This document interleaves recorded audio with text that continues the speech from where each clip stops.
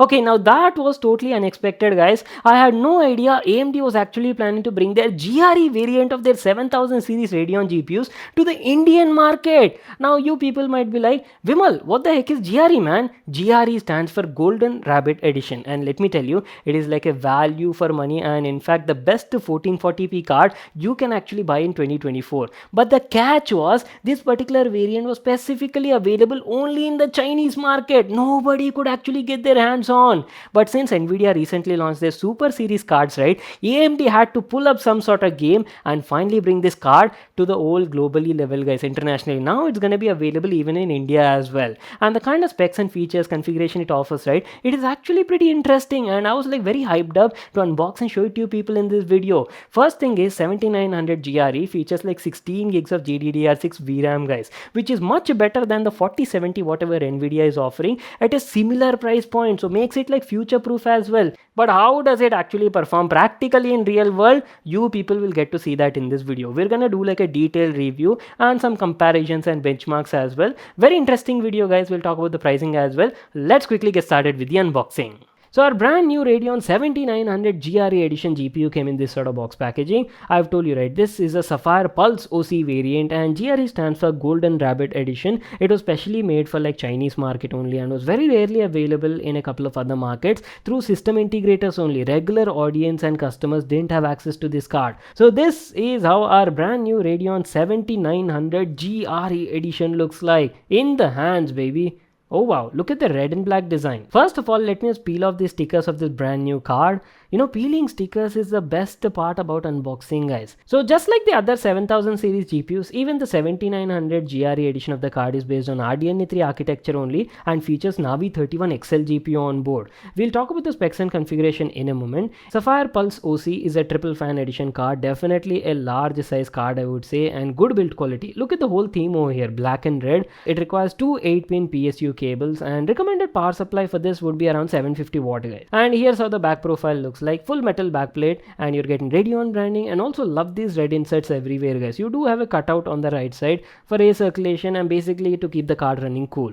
Let me also quickly show you the IO ports on board. I believe you are getting two DP ports and two HDMI ports. So that's it, our complete overview on the card. Let me quickly talk about the specs and configuration and also compare it with its siblings 7800 XT and 7900 XT as well. Radeon 7900 GRE features 80 compute units and 80 ray accelerators. On board, you're getting 5120 stream processors, which is definitely a huge upgrade compared to their already existing 7800 XT. If you talk about the boost clock frequency, this particular one has a boost clock of up to 2245 MHz. And on board, as I've told you guys, you're getting 16 GB GDDR6 VRAM, that too at a memory speed of 18 Gbps and a memory bus width of 256 bit. Not to miss out, you're also getting 64 MB of infinity cache. And the rated TGP on board is 260 watt. Alright boys, about time we jump into the benchmarks and check out how does this new card perform, and does it actually live up to your expectations. You people will get to know everything in this video. We will be playing different AAA title games at different resolution. I'll try out both at 1440p and 4K resolution as well,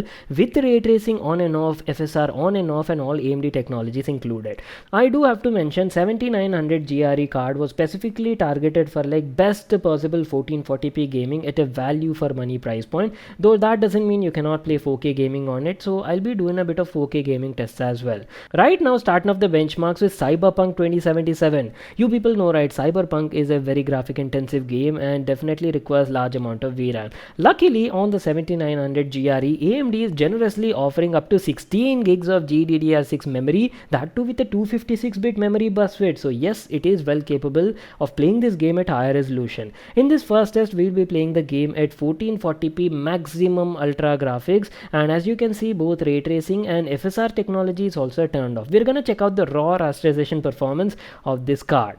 Hey, are you people actually looking at that FPS? Not bad, right? I was not expecting that.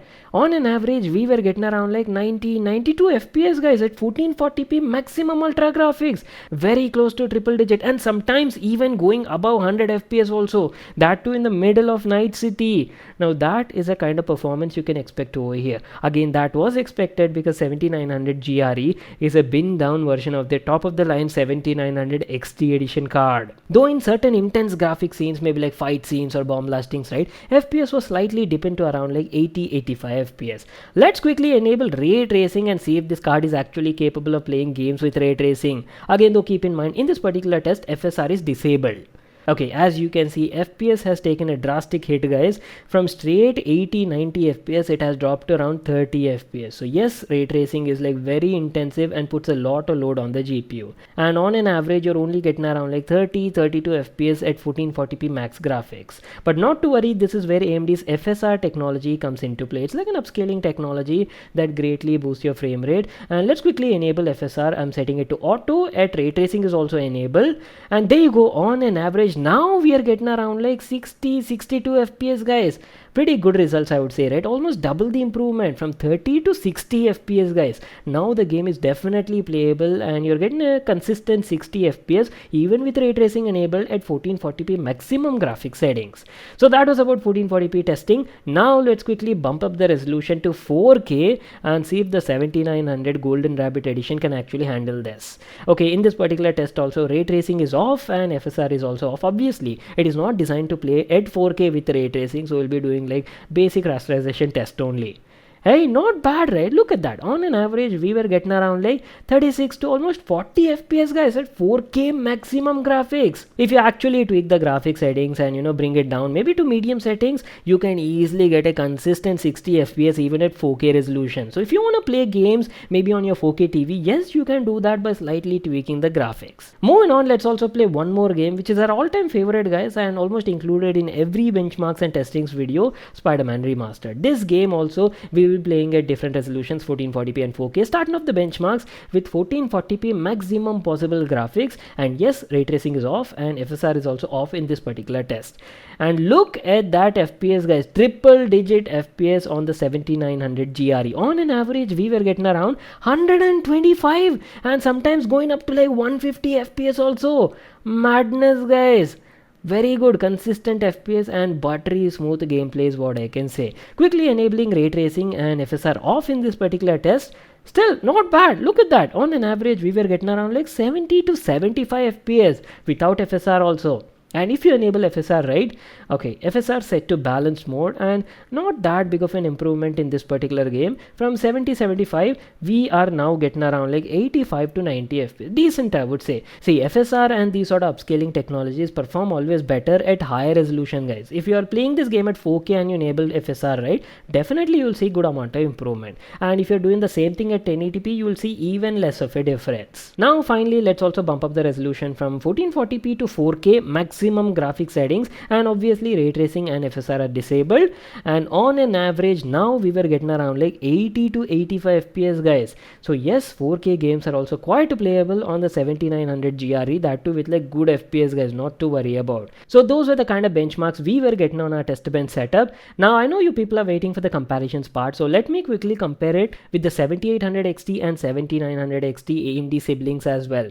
So guys, based on my testings, right, I believe the 7900 GRE Golden Rabbit edition is somewhere placed in between these two siblings. So it's actually like a bin down version of the 7900 XT because it is pretty much based on the same Navi 31 XL GPU instead of the XT variant, and yes, both of them are RDNA 3 only, and compute units and ray tracing units have also been greatly improved from the 7800 XT. On the GRE edition, you're getting 80 compute units, which is only 4 less than the 7900 XT. And if you look at the stream process as well now, 5120 stream process compared to 5376 on the 7900 XT, guys. On paper, you might feel that the GR edition is much more superior than the 7800 XT, but to be honest, guys, there is not much of a difference, I would say. And the main reason for that is 7900 GRE, even though it has more number of compute units and also stream process, has slightly pared down memory subsystem. It actually comes with 64 MB of infinity cache and has 16 GB GDDR6 memory running at a memory speed of 18 Gbps,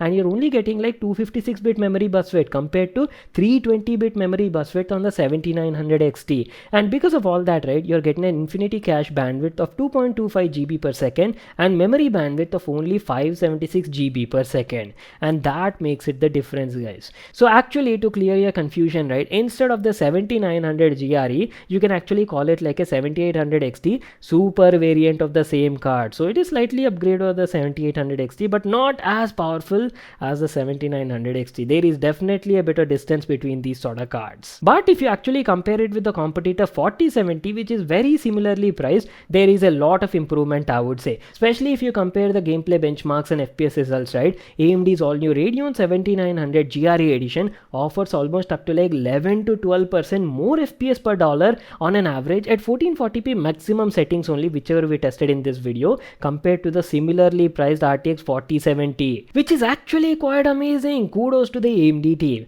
And not to miss out, AMD has also introduced their all new fluid motion frames technology right along with HyperRX. So including that, it is definitely a very tough competition for Nvidia right now. So guys, I was actually planning to build a brand new gaming PC value for money 1440p edition using this card. What do you people think? Share your thoughts and what sort of configuration I should go for. I'll be planning this build very soon, guys, probably in like a couple of days, and in that video I'll definitely show you what fluid motion frames technology can do and what sort of improvement you can see compared to Nvidia's frame generation, guys. It's gonna be a very interesting comparison video as well. Stay tuned for that. And lastly, coming to the pricing details. Now globally, the price of this card is somewhere around $549, which roughly converts to around like 46,000 rupees, and they're saying it as very similarly priced to 4070. So in India, I believe it might be priced somewhere around say 50 to 53,000 rupees. I'll keep you guys posted as soon as I get all the details, so stay tuned for all of that in the description box below. And that's it. If you all got all the information you were looking for, make sure to smash that like button